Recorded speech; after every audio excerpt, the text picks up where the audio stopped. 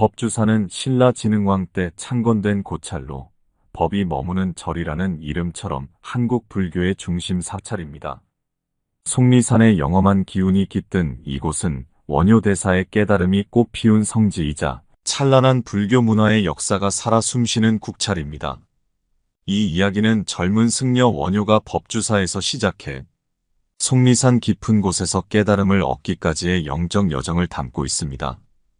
호랑이와의 만남, 신비로운 노승과의 인연, 그리고 마침내 얻은 깊은 깨달음까지. 그의 수행 이야기는 오늘날까지 법주사의 곳곳에 살아있습니다. 깊어가는 밤, 속리산에 울려 퍼지는 종소리와 함께 천년의 시간을 거슬러 원효대사의 발자취를 따라가 보시겠습니다. 내용이 마음에 드신다면 좋아요와 구독을 눌러주시면 영상을 만드는데 큰 힘이 되고 부처님의 가르침이 더 널리 퍼질 수 있게 도와주시면 감사하겠습니다. 제1장 운명의 시작. 속리산의 아침은 고요했다. 법당의 처마 끝에서 떨어지는 이슬방울 소리만이 새벽 공기를 적셨다. 젊은 승려 원효는 매일 이른 새벽부터 일어나 마당을 쓸었다. 23살의 그는 아직 수행의 길에 들어선 지 얼마 되지 않았지만 그의 성실함은 법주사의 모든 스님들이 인정하는 바였다. 하늘과 땅 사이의 모든 것이 부처의 가르침이라 하시지만 원효는 중얼거렸다. 어찌하여 나는 그 깊은 뜻을 알지 못하는가. 새벽 예불을 알리는 종소리가 울렸다. 멀리서 들려오는 독경 소리가 아침 공기를 가르며 퍼져나갔다. 금강경의 구절이었다. 일체의 위법 여몽한 포영 여로역 여전. 모든 현상은 꿈과 같고 물거품 같으며 이슬과 같고 번개와 같다는 그 구절이 그의 마음을 울렸다. 그때였다. 원효야. 스승인 법장 스님의 목소리에 원효는 고개를 들었다. 법장 스님은 법주사에서 가장 고매한 스님으로 알려져 있었다. 그의 눈빛은 언제나 깊은 통찰력이 묻어났고 말 한마디 한마디에는 부처의 지혜가 담겨 있었다. 네, 스승님. 원효가 공손히 절을 올렸다. 네가 이곳에 온 지도 벌써 3년이 되어가는구나. 그동안 부지런히 수행하는 모습을 지켜보았다. 법장 스님은 잠시 말을 멈추고 먼 산을 바라보았다. 하지만 내 눈빛에서 아직 진정한 깨달음의 빛을 보지 못하였다. 원효는 고개를 숙였다. 스승의 말씀이 가슴 깊이 와 닿았다. 그도 알고 있었다. 자신이 아무리 경전을 읽고 수행을 해도 아직 진정한 깨달음에는 이르지 못했다는 것을. 오늘 속리산 깊은 곳으로 들어가 보거라. 그곳에서 네가 찾아야 할 것이 있을 게다. 법장 스님의 말씀에는 깊은 뜻이 담겨 있었다. 속리산은 예로부터 신령스러운 기운이 있다고 전해졌고 수많은 수행자들이 이곳에서 깨달음을 구했다. 특히 산 깊은 곳에는 아직도 범인들의 발길이 닿지 않은 신성한 장소들이 있다고 했다. 스승님, 제가 무엇을 찾아야 하는지요? 그것은 내 스스로 알아야 할 것이다. 다만 기억하거라. 진정한 깨달음은 경전 속에만 있는 것이 아니니. 원효는 스승의 말씀을 가슴에 새기며 간단한 행장을 꾸렸다. 약간의 양식과 경전 한 권, 그리고 염주만을 들고 산으로 향했다. 아침 햇살이 산등성이를 비추기 시작했고 새들의 지저귀이 그의 발걸음을 따랐다. 제2장 시련의 길. 첫날의 해가 서서히 기울기 시작했다. 원효는 이미 법주사가 보이지 않는 깊은 산중에 들어와 있었다. 거친 숨을 내쉬며 바위에 걸터앉은 그의 얼굴에는 피로가 묻어났다. 발바닥은 이미 물집이 잡혀 있었고 다리는 쑤시고 있었다. 스승님께서 말씀하신 것을 찾으려면 더 깊이 들어가야 하리라. 원효는 다시 발걸음을 옮겼다. 산길은 점점 더 가파르고 험해졌다. 나뭇가지를 붙잡고 올라가다 보니 해는 어느새 산 너머로 저물고 있었다. 캄캄한 어둠이 그를 감쌌다. 그때였다. 멀리서 들려오는 호랑이의 울음소리가 산중을 울렸다. 원효의 등줄기로 식은땀이 흘렀다. 예전에 들었던 이야기가 떠올랐다. 속리산 깊은 곳에는 맹수들이 살고 있다는 것을. 나무아미타불. 원효는 염주를 굴리며 부처님의 가호를 빌었다. 그러나 호랑이의 울음소리는 점점 가까워졌다. 달빛에 비친 바위 그림자 사이로 커다란 형체가 보였다. 눈동자가 푸른 빛을 내며 반짝였다. 원효의 심장이 거세게 뛰었다. 죽음이 이렇게 가까이 있었던가. 그러나 이상하게도 공포와 함께 이전에 느끼지 못했던 평온함이 찾아왔다. 원효는 천천히 일어나 호랑이를 마주 보았다. 그리고 그의 입에서 자연스럽게 말이 흘러나왔다. 내 또한 부처의 자비 안에 있는 중생이로구나. 호랑이는 원효를 뚫어지게 바라보았다. 시간이 얼마나 흘렀을까? 호랑이는 천천히 몸을 돌려 어둠 속으로 사라졌다. 원효는 그제야 다리에 힘이 풀려 주저앉았다. 그날 밤 원효는 작은 바위굴을 찾아 잠자리를 마련했다. 춥고 배고팠지만 그의 마음은 이상하리만치 평온했다. 호랑이와의 만남은 그에게 중요한 가르침을 주었다. 죽음 앞에서 느낀 두려움, 그리고 그 두려움을 내려놓았을 때 찾아온 평화. 스승님께서 말씀하신 것이 이것이었을까? 밤이 깊어갈수록 바람이 거세졌다. 바위굴 밖에서는 나뭇가지들이 서로 부딪히는 소리가 들렸다. 원효는 춥지 않게 몸을 웅크리고 누웠다. 잠이 들기 전 그는 생각했다. 이것이 진정한 수행의 시작인가? 스승님께서는 내가 이런 체험을 하기를 바라셨던 것일까? 달빛이 바위굴 안으로 스며들었다. 원효는 그 빛 속에서 부처님의 자비로운 미소를 보는 듯했다. 그렇게 첫날 밤이 지나갔다. 제3장 고행의 나날. 열흘째 되는 날 원효의 모습은 완전히 달라져 있었다. 먹을 것을 제대로 구하지 못해 얼굴은 헬쑥해졌고 옷은 이곳저곳 찢어져 있었다. 그러나 그의 눈빛만은 더욱 맑아져 있었다. 허기가 진리를 보게 하는구나. 원효는 바위에 앉아 계곡물을 바라보며 중얼거렸다. 지난 며칠간 그는 산에서 나는 이끼와 산열매로 겨우 목숨을 이어갔다. 처음에는 배고픔이 견디기 힘들었지만 이제는 그 고통마저도 스승이 되어주었다. 밥을 먹을 때는 배고픔을 잊고 잠을 잘 때는 피곤함을 잊는다. 그렇다면 모든 것을 잊으면 진리가 보이리라. 그때였다. 멀리서 누군가 걸어오는 소리가 들렸다. 원효가 고개를 들어보니 한 노승이 천천히 다가오고 있었다. 흰 수염이 가슴께까지 내려온 노승은 마치 산신령 같은 모습이었다. 젊은이, 이런 깊은 산 중에서 무엇을 하고 있는가? 노승의 목소리는 깊고 부드러웠다. 마치 오래전부터 원효를 알고 있었던 것처럼 친근했다. 진리를 찾고 있습니다. 진리라. 노승은 잠시 웃음을 지었다. 그대는 진리가 어디 있다고 생각하는가? 원효는 잠시 생각에 잠겼다. 그동안 읽었던 수많은 경전의 구절들이 떠올랐다. 하지만 그것들은 모두 진정한 답이 되지 못했다. 아직 모르겠습니다. 그렇다면 내 말을 들어보게. 진리는 내 마음속에 있느니라. 밖에서 찾으려 하지 말거라. 네가 지금 보는 이 계곡물도, 저 바위도, 저 나무도 모두 진리이니라. 노승의 말이 끝나기가 무섭게 갑자기 안개가 피어올랐다. 원효가 놀라 다시 노승을 바라보았을 때 그는 이미 사라지고 없었다. 이것이 환상인가 현실인가? 원효는 오랫동안 그 자리에 앉아 노승의 말을 되새겼다. 해가 저물고 달이 떴다. 그날 밤 원효는 처음으로 깊은 선정에 들었다. 그의 마음속에서 번뇌의 구름이 조금씩 걷히기 시작했다. 밤이 깊어갈수록 산은 더욱 고요해졌다. 달빛은 마치 부처님의 자비로운 빛처럼 그를 감쌌다. 원효는 그제야 깨달았다. 스승이 자신을 이곳으로 보낸 진정한 이유를. 모든 것이 스승이었구나. 배고픔도, 추위도, 두려움도. 그리고 저 노승도. 제4장 깨달음의 순간. 수행 30일째 되던 밤 하늘에는 유난히 달빛이 밝았다. 원효는 깊은 산속 바위굴 앞에 앉아 있었다. 한 달 동안의 고행으로 그의 몸은 극도로 쇠약해져 있었지만 그의 정신은 그 어느 때보다도 맑고 깨어 있었다. 모든 것이 헛되다 했으나 헛됨조차 헛된 것이었구나. 원효는 자신의 수행을 돌아보았다.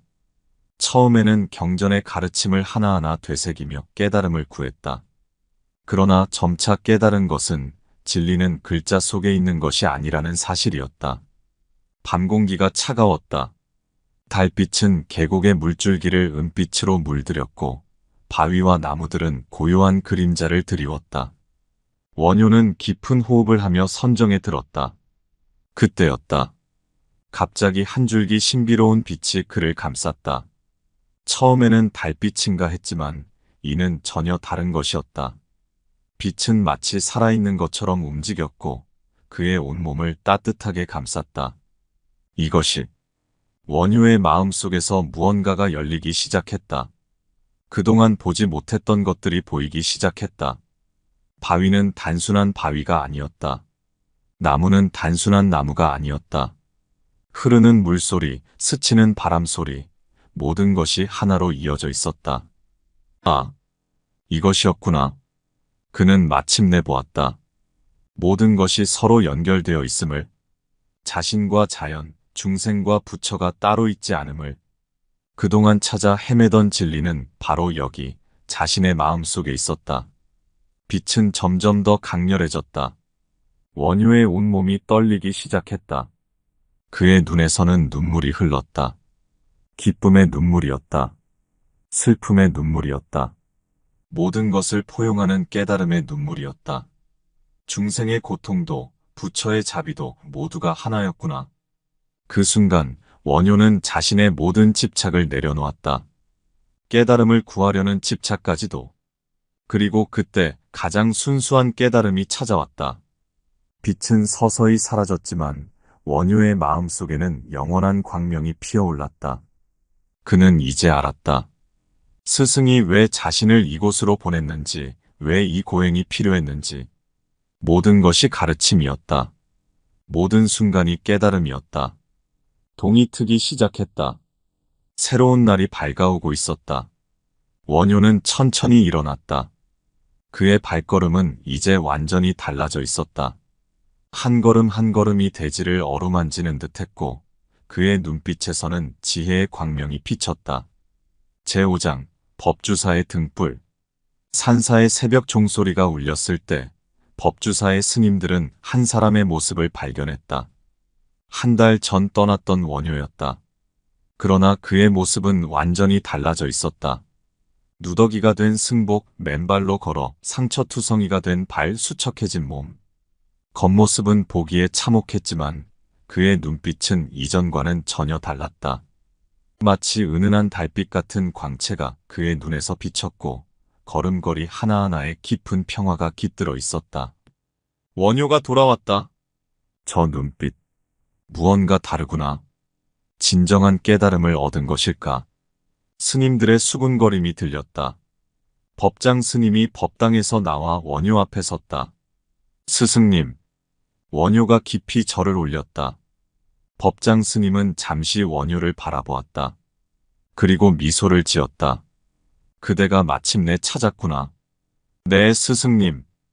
이제 알겠습니다. 진리는 멀리 있지 않았습니다. 바로 우리의 마음속에 있었습니다. 산속의 바위와 나무, 흐르는 물과 바람, 모든 것이 부처님의 가르침이었습니다. 법장 스님은 고개를 끄덕였다. 그의 눈가에 맺힌 이슬이 반짝였다. 그렇다. 이제 네가 진정한 수행자가 되었구나. 그날부터 법주사는 변화하기 시작했다. 원효는 자신의 깨달음을 다른 스님들과 나누었다. 그의 가르침은 단순했지만 깊이가 있었다. 어려운 경전의 구절도 그가 설명하면 누구나 쉽게 이해할 수 있었다. 부처님의 가르침은 어려운 것이 아닙니다. 우리가 숨 쉬는 것처럼 자연스러운 것입니다. 다만 우리가 그것을 보지 못할 뿐입니다. 원효의 법문을 듣기 위해 많은 사람들이 법주사를 찾아왔다. 왕족과 귀족도 있었고 가난한 농부도 있었다. 원효는 모든 이를 차별 없이 대했다. 그에게는 모든 중생이 부처의 자비 안에 있는 존재들이었다. 진정한 깨달음은 모든 이가 얻을 수 있습니다. 그것은 멀리 있지 않습니다. 바로 지금 이 순간에 있습니다. 제6장 가르침의 전파. 원효의 가르침은 마치 봄바람처럼 자연스럽게 퍼져나갔다. 그의 법문은 특별했다. 어려운 불경의 내용도 일상의 예시로 쉽게 풀어냈고 깊은 진리도 누구나 이해할 수 있게 설명했다. 보리수 아래에서 수행하는 것과 부엌에서 밥을 짓는 것이 다르지 않습니다. 걸레로 마당을 쓸 때도 글씨를 쓸 때도 모든 순간이 수행입니다. 어느 날 한 농부가 찾아왔다. 스님, 저는 글을 모릅니다. 경전도 읽을 줄 모르고 하루 종일 밭에서 일만 합니다. 저 같은 사람도 깨달음을 얻을 수 있습니까? 원효는 미소를 지었다. 그대가 밭을 가는 모습을 보여주시겠습니까? 농부는 당황했지만 괭이를 들고 밭을 가는 신용을 했다. 보십시오. 그대가 밭을 가는 순간 온 몸과 마음이 하나가 되지 않습니까? 잡초를 뽑을 때, 씨를 뿌릴 때 모든 순간에 진리가 있습니다. 부처님의 가르침은 바로 그곳에 있습니다. 농부의 눈에서 눈물이 흘렀다. 평생 처음으로 자신의 일이 귀하게 여겨졌다. 또 다른 날에는 한 왕족이 찾아왔다. 스님, 저는 궁궐에서 사치스럽게 살아왔습니다. 제가 어떻게 해야 깨달음을 얻을 수 있습니까? 원효는 그에게 물었다. 그대는 매일 아침 어떤 일을 하십니까? 저는 정원에서 차를 마십니다. 그렇다면 그 순간에 집중해 보십시오. 차잔을 들 때의 감각, 차향이 퍼질 때의 그 순간, 첫 모금을 마실 때의 느낌. 그 모든 순간이 깨달음의 길입니다. 이처럼 원효의 가르침은 신분과 지위를 초월했다. 그의 법문을 들은 이들은 하나같이 마음의 평화를 얻었고 일상에서 진리를 발견하는 법을 배웠다. 법주사에는 점점 더 많은 사람들이 모여들었다. 원효는 그들을 위해 작은 암자들을 지었고 그곳에서 함께 수행하며 가르침을 나누었다. 진정한 스승은 따로 있지 않습니다. 여러분의 일상이 스승이고 여러분의 마음이 스승입니다. 다만 그것을 알아차리지 못할 뿐입니다. 제7장 불법의 꽃. 세월이 흐르면서 법주사는 점점 더 번창했다. 원효의 깨달음이 있었던 곳에는 작은 암자가 세워졌고 그곳에서 수많은 스님들이 수행의 길을 이어갔다. 절 주변으로는 연꽃이 가득 피어났고 새롭게 지어진 법당에서는 독경 소리가 끊이지 않았다. 스승님, 어찌하여 부처님의 가르침을 이토록 쉽게 설명하실 수 있습니까? 어느 날 한 젊은 스님이 물었다. 원효는 잠시 연못의 연꽃을 바라보다 말했다. 저 연꽃을 보아라. 진흙 속에서 피어나지만 그 꽃잎은 티 하나 없이 맑지 않느냐? 우리의 마음도 마찬가지다. 아무리 번뇌가 깊어도 그 속에 맑은 불성이 있다는 것을 알면 된다. 원효는 전국을 돌아다니며 부처님의 가르침을 전파했다.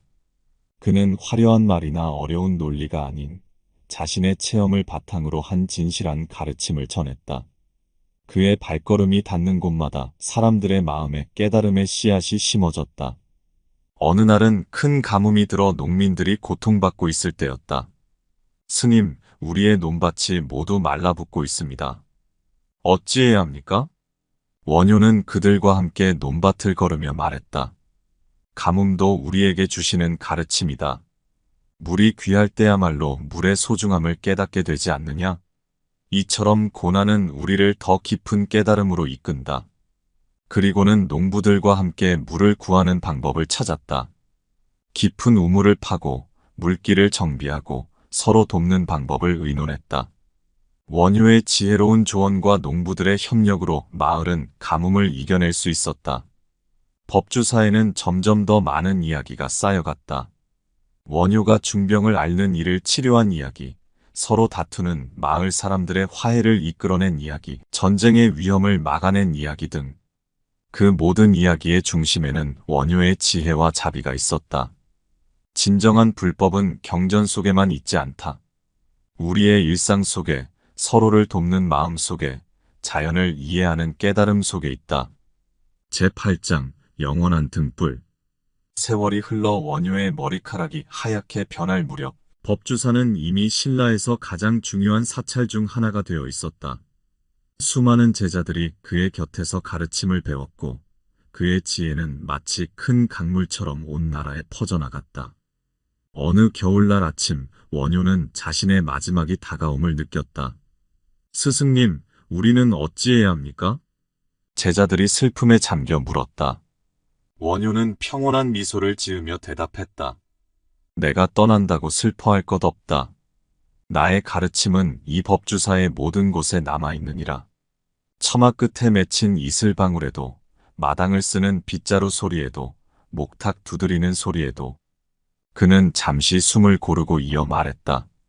진정한 스승은 따로 있지 않다. 너희들의 마음이 곧 스승이니라. 다만 그것을 믿고 따르면 될 뿐이다. 마지막 순간 원효는 제자들에게 당부했다. 부처님의 가르침을 어렵게 생각하지 마라. 그것은 바로 너희들의 일상 속에 있느니라. 아침에 눈을 뜰 때도, 밥을 먹을 때도, 잠자리에 들 때도 모든 순간이 깨달음의 길이니라. 원효는 평화로운 미소를 지으며 열반에 들었다. 그날 밤 법주사의 하늘에는 오색 구름이 피어올랐고 절 안의 모든 등불이 저절로 밝게 빛났다고 한다. 원효가 입적한 후에도 그의 가르침은 법주사의 영원한 등불로 남았다. 스님들은 그의 수행 정신을 이어받아 정진했고 찾아오는 이들에게 그의 깨달음의 이야기를 들려주었다. 속리산의 바람이 불 때마다 원효대사의 가르침이 들린다. 절의 종소리가 울릴 때면 그의 지혜가 온 산천에 퍼진다. 사람들은 이렇게 말했다. 그리고 그 말은 진실이었다. 원효의 영혼은 법주사의 모든 곳에 살아있었다. 처마 끝에 맺힌 이슬방울에도, 바람에 흔들리는 풍경 소리에도, 새벽을 깨우는 종소리에도 그의 가르침이 담겨 있었다. 제9장 진리의 전승.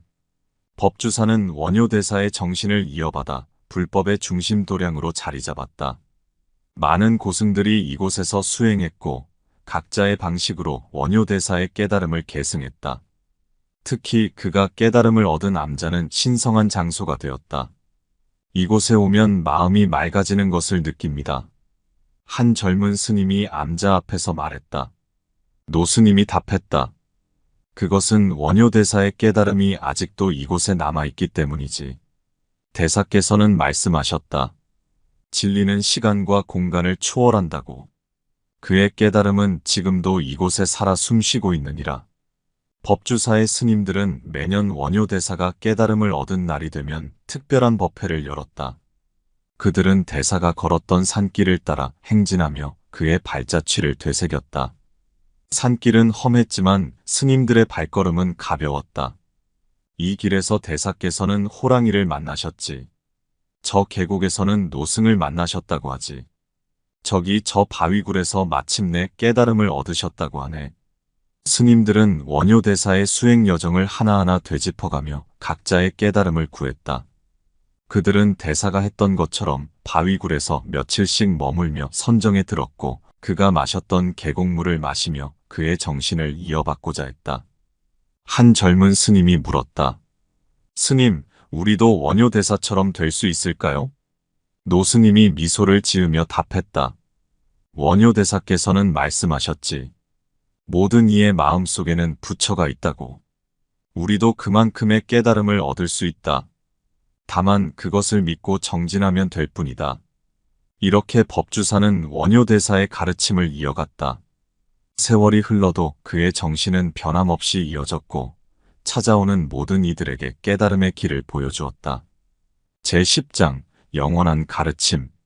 속리산의 사계절이 변하고 세월이 흘러가도 법주사에는 원효대사의 숨결이 고스란히 남아있었다. 스님들은 그의 가르침을 단순한 이야기가 아닌 살아있는 진리로 전해갔다. 한 노스님이 새로운 스님들에게 들려주었다. 원효대사께서는 말씀하셨지. 진리는 멀리 있지 않다고. 우리가 숨쉬는 이 공기 속에 발걸음을 내딛는 이 땅 속에 마시는 물 한 모금 속에도 진리가 있다고 하셨다. 법당에는 원효대사의 초상화가 모셔져 있었다. 그의 눈빛은 마치 살아있는 듯 깊고 자비로웠다. 스님들은 그 앞에서 예불을 드리며 대사의 가르침을 되새겼다. 대사께서 이르시길 중생을 구제하는 것이 곧 자신을 구제하는 것이라 하셨습니다. 그래서 우리는 날마다 부지런히 수행하고 중생을 돕는 것입니다. 법주사의 스님들은 원효대사의 가르침대로 실천하며 살았다. 찾아오는 이들을 차별 없이 대했고 고통받는 이들을 위해 기도했다. 그들은 법당을 쓸 때도